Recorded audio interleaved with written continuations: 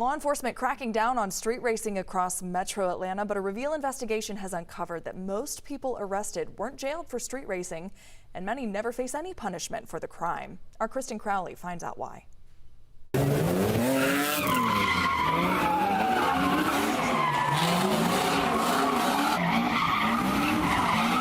It's a sound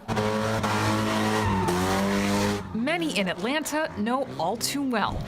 Officer is getting the driver of the red Dodge Charger detained.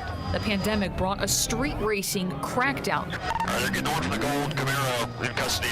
leading to a new state law and Atlanta city ordinance.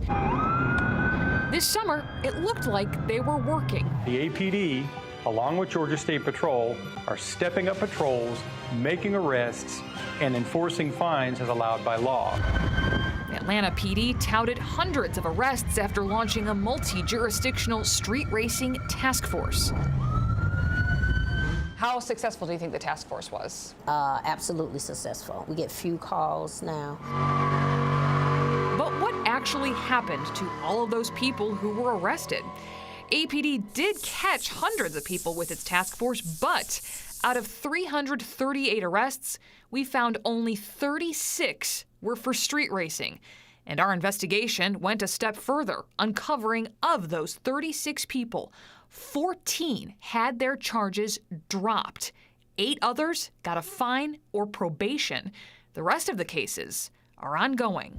The people who are perpetrating this crime are essentially going to get away with it, which I imagine is very frustrating for police. Yeah, very frustrating. Why were these cases dismissed?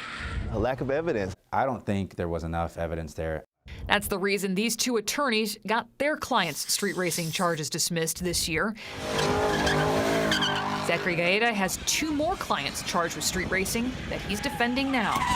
I seem to think that we'll have success in getting those dismissed as well. So the law got stricter. Yeah. But is it really more effective? Unless you catch somebody actually in the act of street racing or lane drag or something of that nature,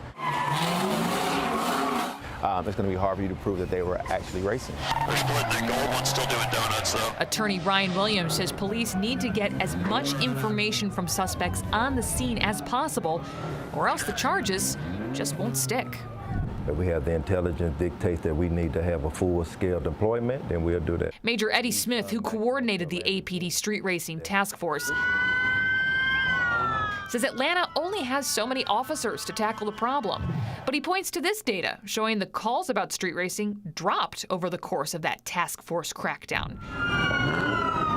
But he says officers cannot control what the courts do, and the run-ins with police may not be enough to deter drivers from the crime.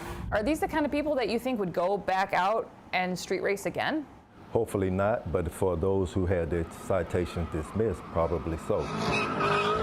Court records show at least 14 more people face street racing charges tied from those street racing patrols earlier this year, which means even more people could see their charges dropped.